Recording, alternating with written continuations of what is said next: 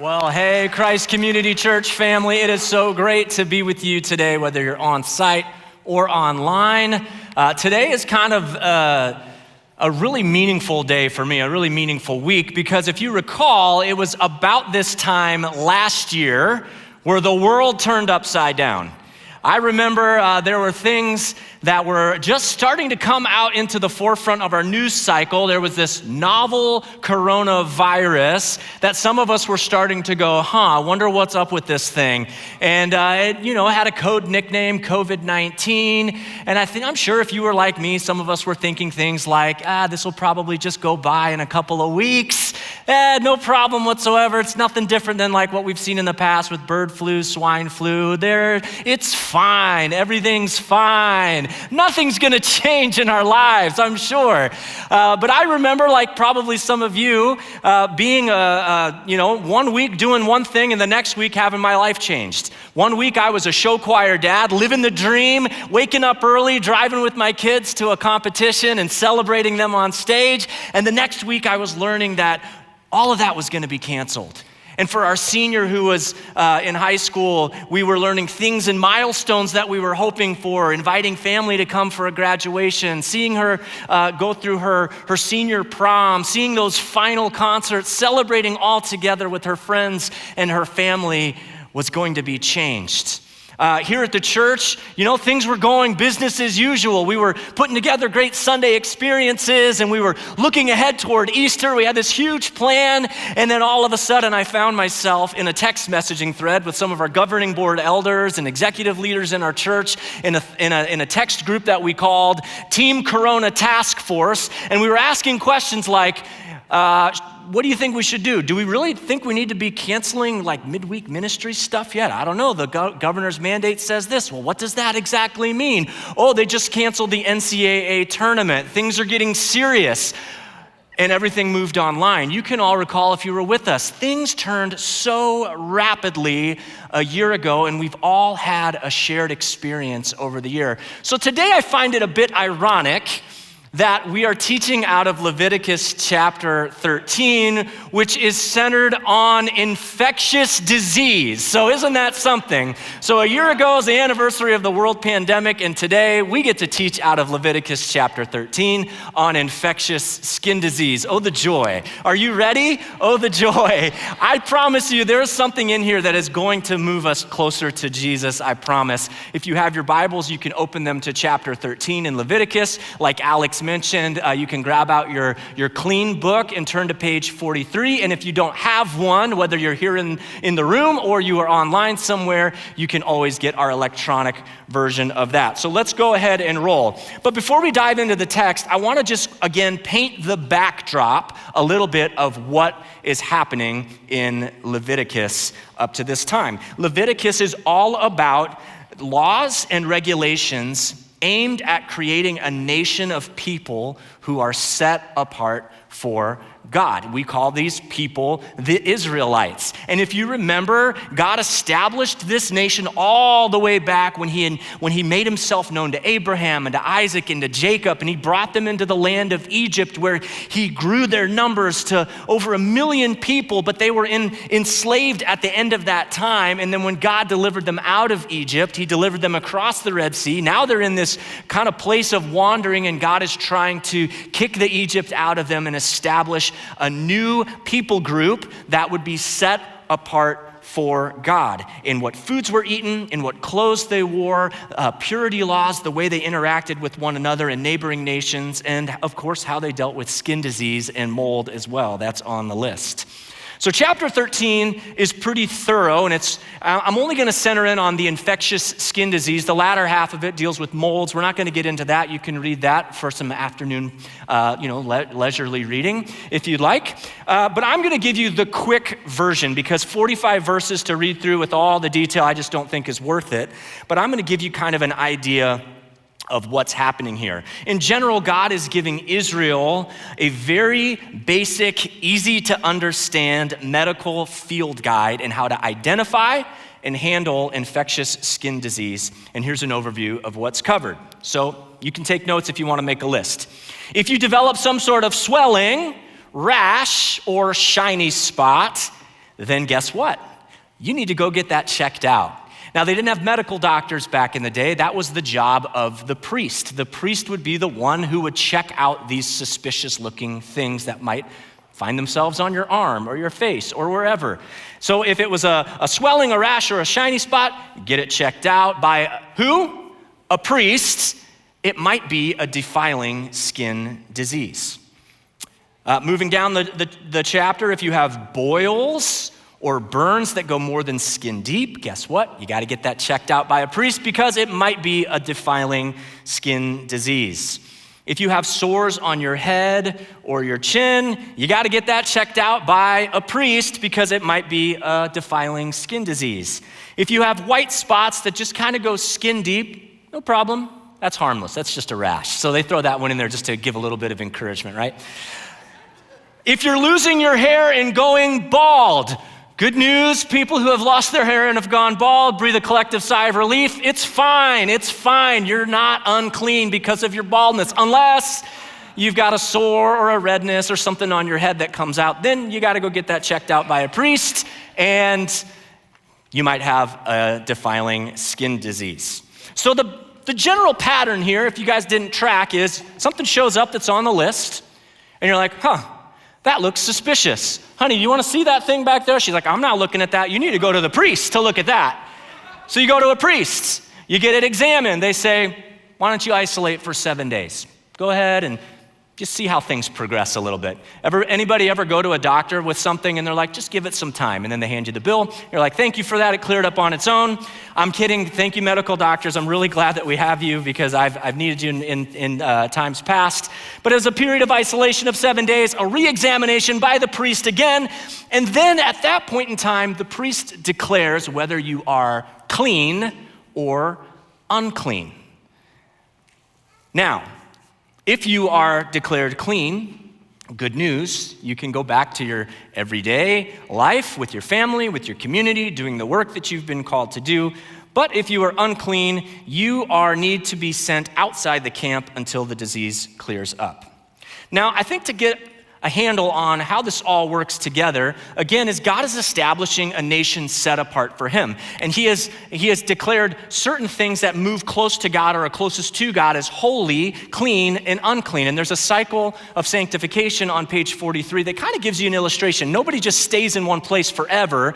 The things that are closest to God would be considered the holiest things. And in this case, as we're talking about people within the Israelite nation, it would be the priests would be the most holy, but they could also run into profane things. If they touched a dead body or they came into something that was unclean, they ate something that was unclean, they would be moved back into that clean category, and they would have to make an appropriate sacrifice or ceremonial cleansing of some sort to move back into holy. The majority of the nation of Israel, however, stays in that clean category.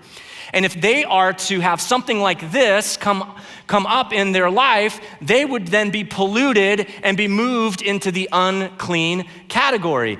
But there are provision that God makes so that you can be cleansed once again and brought back into community.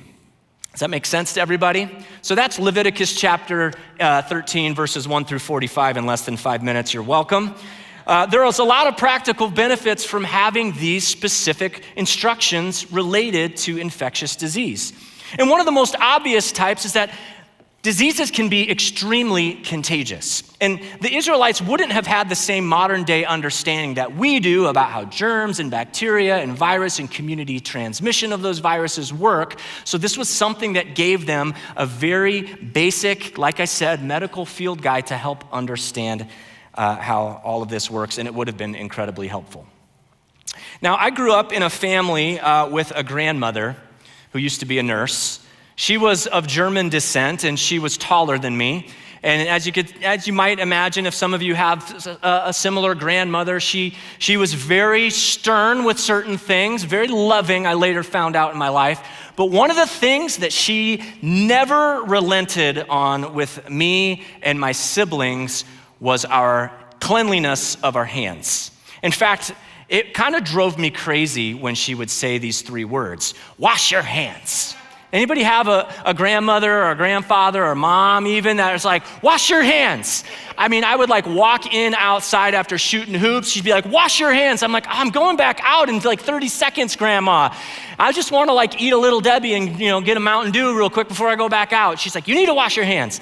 It got so bad to the point where I was like Mr. Little Rebellious 11-year-old, where like before we would eat, she would say, did you wash your hands? And I just, fine, and I'd walk to the bathroom. Some of you guys can relate to this. And I would go in and I'd shut the door behind me and I would turn the water on and stand there. And I would wait because I'm like, I'm not gonna give her the satisfaction of her knowing that I actually went in and washed my hands. And I'd turn the water off after I thought was an appropriate time, and I'd walk back out to the dinner table, a little smug and thinking that I had gotten the best of her. But I think she had some like supernatural like germ ray vision or something, because she would say, you didn't wash your hands, did you? I'm like, caught in the act. I'm like, yes I did, And then she'd like grab them even and like smell them, and she'd be like, go wash your hands. Well, fine. I thought that she was being really mean. I thought that she was like she had like an anger problem, or that she just wanted to make my life miserable, right? That she was just being spiteful. But what I didn't understand at the time is that she was a nurse in World War II, and then later in the 1950s, she served in the polio wards during the polio virus outbreak.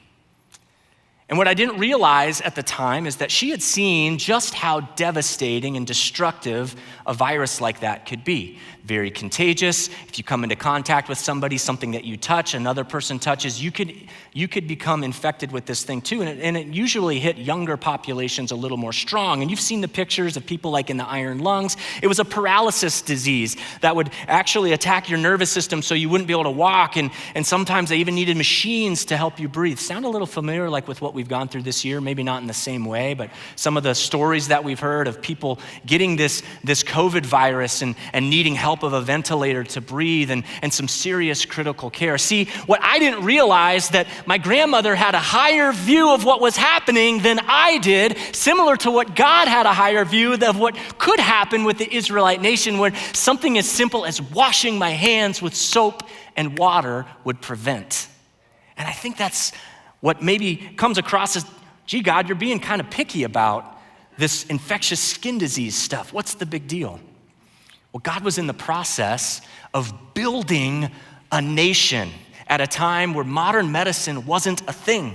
And these regulations would have actually been a mercy for the Israelites to preserve and to protect them from the potential pain and suffering that would accompany outbreaks of diseases. Furthermore, I think there's a few other practical benefits that happen because of these instructions. The text gives clear, steps in what to take if something like that were to happen. It wasn't left ambiguous. It was, hey, these are the things you got to be looking for, and if you have them, here are the steps that you take in order so that you can move back into the community. And I want to make something clear to you. An infection wasn't something that necessarily permanently defined you. So I could have something, show it to a priest. They said, yeah, that's something that you need to isolate for a while, and maybe moved outside the camp. But it could clear up, like we know diseases often do, and then I could go through a series of ceremonial cleansing to get back into community. So what happens then when a person is declared unclean? We've said, if the priest inspects you and says, that's fine, you're clean, go back to life. But if you're unclean, what happens? We find out what happens in verse 45. I'm going to put that on the screen for us. Anyone with such a defiling disease must wear torn clothes, let their hair be unkempt, cover the lower part of their face, and cry out, unclean, unclean. As long as they have the disease, they remain unclean. They must live alone. They must live outside the camp. Kind of sounds harsh, doesn't it? that a person would have to tear their clothes and have their hair unkept and uncovered and cover their face and declare to those around them that they are unclean, that they are in this posture. And there's a similarity here because the people who were declared to have a defiling skin disease, who were unclean, actually were instructed to dress and to behave the same way as people who were mourning the death of a loved one. Why? Why would they be instructed to do that? Well, part of it was because if I've got this defiling skin disease, maybe there's a chance that it's not going to go away. And I'm kind of like a dead man walking already. I'm mourning the fact that I've got this thing that is defiling me and keeping me from the community. So you've got kind of this illustration of God, right toward the holiest of holy places in the center of the nation of where they're tabernacling. And then you've got the community of Israel within the camp. And then outside of the camp is where the people who are not of God, the Gentiles and people that were declared unclean, would live. And as long as I was unclean, I couldn't go back into that community. I was isolated. I was alone. I was defiled. I imagine this would have been an incredibly difficult place to have found yourself in. Not only would you be battling the physical pain of what was ailing you, you also had to add into the social and emotional effects of isolation, of being outside the camp. Maybe some of you can relate to our shared experience from this last year, just a glimpse of what that might have felt like with COVID. I remember times feeling really, really like cautious in public places when I was going out for groceries in the beginning, especially in the beginning when we weren't really sure like how to deal with this kind of thing. And I remember like making sure it was almost like the COVID dance, like I'm not gonna go, no, you go. Okay, here I am. All right, well, I'm not gonna look at you and I'm not gonna talk to you. It was weird, right? I'm like, I need to grab some ground meat. Nope, you go ahead and I'll just wait, and like, it was just a weird dance. Sometimes even as we moved along, people that I know on our staff, we had protocols and policies of what happens if somebody's exposed, if they have a firsthand contact, somebody in their family, maybe themselves get this disease. What do we do? Well, we had an isolation and quarantine kind of policy because we didn't want this thing to spread through our staff. And there were a couple times where that was the case. And we had to see people quarantine and be like, man, I just can't wait to get back to work. I'm tired of being at home in my room by myself.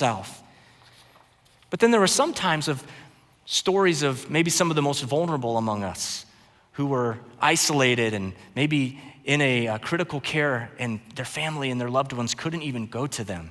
It was through a window or maybe on the phone.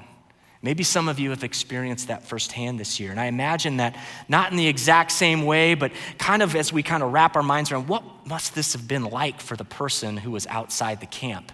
It must have been pretty hard. Well, thankfully, being declared unclean doesn't mean you have to stay there like I mentioned, and it doesn't mean you're doomed for the rest of your life because God does make a provision in Leviticus for people to move back from unclean to clean, and we see that in chapter 14. And I'm gonna again give you the overview. The regulations were as follows. When a time of ceremonial cleansing was to happen, the priest would go out to the person outside the camp and examine them, and they would examine them from a distance. They wouldn't touch them, they wouldn't grab them, because what would happen if a priest touched somebody who had a defiling skin disease is the priests themselves would become unclean. So they would keep their distance. I can't touch you. And they would look. And if the person's disease had cleared up, then there was a whole ceremonial cleansing ritual that took place that included 2 birds, a pot of water, and some hyssop, and they would sacrifice one of the birds, and the blood would be spilled into the water, and then they would take the live bird and dip it in the water and sprinkle it on the guy 7 times, and they would take that bird outside, way off into the wilderness, and release it as if to say, this thing that has defiled you has now been atoned for, and it is set free. And then the person at that point would have to wash their clothes, shave their head, and all the hair off of their body, and they would have to wash themselves, and then they would go back into the camp, but they couldn't go back into their family until another period of time where they would make sure that they were, the appropriate amount of time had passed, and then there were even sacrifices after that. It was quite a tedious process to get back into community at that time, but it was possible. So I think there are 2 things that God is trying to illustrate in Leviticus 13 with the skin disease and the defiling that happens. One is it was a real practical protection and preservation of this nation. But two, I think this is maybe the bigger thing that we need to center in today on. It's the reality that the effects of sin in our world, the brokenness that comes because of sin in our world is a very real thing. And it's even why things like skin disease and death and illness exist at all. And having somebody sent outside the camp was an illustration of the separation that comes from sinfulness apart from a holy God. But that's where Jesus comes in. I'm so grateful that our series isn't called Clean, Leviticus, the way you have to live the rest of your life. I'm glad it's called Clean, Finding Jesus in Leviticus, because God not only made provision for the ancient Israelite nation, but he made provision for us through Christ Jesus to experience a healing and a way for us to be brought back into community. And when Jesus came on the scene, he started flipping things upside down. He started challenging the assumptions and the understandings of what was going on in the Israelite nation. The law still existed and people were living by it, but Jesus started to kind of challenge the understanding of what the law was designed for, and saying things like, you've heard it said. And he said, I tell you to pray for your enemy, love those who persecute you. Those kinds of things. And Jesus just gave this Sermon on the Mount, and there's this narrative that relates really well to Leviticus 13 found in Matthew chapter 8. So Jesus had just given this big sermon that messed with people's minds and their understanding, and the text reads, when Jesus came down from the mountainside, large crowds followed him. He was among a lot of people. And a man with leprosy came and knelt before him. And he said, Lord, if you are willing, you can make me clean. Now, I want to point out just how Leviticus brings this story so much more depth. See, this man who came to Jesus would have been breaking all kinds of societal norms. For one, he was among the crowds. And that was a place that a person with a defiling skin disease like leprosy should not have been. They should have been outside the camp, not among the whole masses of people. That would have been one of the things. It would have been an illegal action, since lepers were supposed to keep their distance from people. One commentary I read said that it should have been a minimum of at least 6 feet. Some people were even so concerned that they wouldn't stand downwind from somebody who was suffering from leprosy for fear of catching this thing. Some of the rabbis would even see a leper in their kind of area, and they'd take some stones and they'd shuffle them toward their area to say, like, don't come near me. I know what you've got. Don't come near me. This person would have been living in a misery of isolation. And yet, he comes up to Jesus courageously and humbly, and he kneels before him. And he says, Jesus, Lord, if you are willing, you can make me clean. Now, Jesus could have just ignored the guy and said, well, you're not clean because you've got leprosy. Your disease hasn't cleared up. Come back and find me when it has. Jesus could have just walked by and it would have been okay. But that's not Jesus. The Son of God loves people, and he took compassion on him. And in verse 3, Jesus reached out his hand and he touched the man. He touched him. He touched him and he said, I am willing, be clean. And immediately the leprosy was cleansed. Did you guys just catch what happened there? I'm gonna rewind. Zip, zip, zip, zip, zip, zip. The guy who's got leprosy in Leviticus 13 would have been outside the camp. He wouldn't have been able to be in community. He walks up to Jesus, who was a priest in the day, and he goes up to him and says, if you're willing, you can make me clean. And Jesus touches the guy. What would have happened to a priest who touches a guy who is undefiled? That priest would have become defiled, but not Jesus. Why? Because Jesus does not become defiled by things that are unclean. What Jesus touches becomes clean. What Jesus puts his hand to becomes free. What Jesus puts his hand on experiences health and joy and the fullness of life. And this is the Jesus that we see in Scripture, and we get to experience that today, church. He touched the man. He touched the man. And I think when Jesus touches the man, three things take place. One, the very practical thing of this skin disease is healed. It said the leprosy was cleansed. It was gone. Miracle. Miracle. God touched him and his physical disease was healed. But I think there were two more places where Jesus began a process of healing in this man. Jesus could have just spoke healing over him, couldn't he? We've seen that in Scripture before where Jesus proclaimed somebody to be healed, even from a distance, and they are. But Jesus made the choice to physically reach out and put his hand on him. Why? Have you ever been in isolation? Have you ever felt rejected? Have you ever felt that you don't fit in, or that, maybe people are walking on the other side of the aisle, they're trying to avoid you. Maybe you've even been one of the people avoiding someone else. You find yourself in a place, it's pretty isolating and it does something to your mind. Now be in a position where you've got something that's very visible, very recognizable, and part of the culture to where you have to proclaim yourself unclean to everywhere you go. It would have messed with his mind, I'm sure. And Jesus says, I know you need a touch. Not just a healing, but you need just some human interaction to confirm that you are a valuable child of God. And I think Jesus started the process of an emotional healing in this man. So that's number two. But then we see in verse 4, another part of Jesus' healing. Jesus says to him, see that you don't tell anyone, but go show yourself to the priest and offer the gift that Moses commanded as a testimony to them. This is Leviticus chapter 14 being played out in Matthew chapter 8. Because Jesus doesn't just say the law doesn't matter. He says, no, the law matters, and I came to fulfill the law. So not only am I going to heal you of your ailment, I'm not only going to remind you that you are a valuable person worth love, but I want you to be fully accepted back into your community with the stamp of approval from the priests who can give it. Go to the priest, show them, offer the gift that Moses commanded. Isn't that something? God healed the man. Jesus healed the man. He did this so that he would no longer have to suffer in isolation outside the camp. And in a way, church, I think if we examine our hearts, we've all experienced what it means to be outside the camp.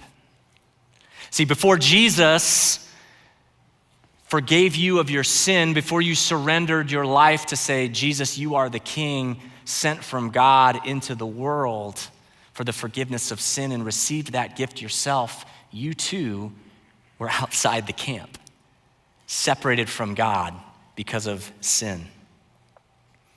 See, Jesus not only revealed himself as a nation through Abraham, Isaac, and Jacob, and then established this nation through Levitical law in the days of Moses, but Jesus was sent to us to go outside the camp, much like the priest is sent to the leper outside the camp. But Jesus can offer a healing that goes much, much more than just physical. And Jesus takes you and he takes me and he says, I promise life, I promise forgiveness of sin, and at times I will even heal you, and I'm in the process of healing you. Sometimes it's in a physical thing, sometimes it's in our emotional state, sometimes it's in our way that we interact with people. And like the leper in Matthew 8, who exercises great faith by going up to Jesus and says, Lord, if you are willing, you can make me clean. I believe that Jesus is inviting each of us today to approach God with that same level of faith, to say, Lord, there's something in me and I need healing. I need a touch. I need you to come in and do that work in me that only you know about.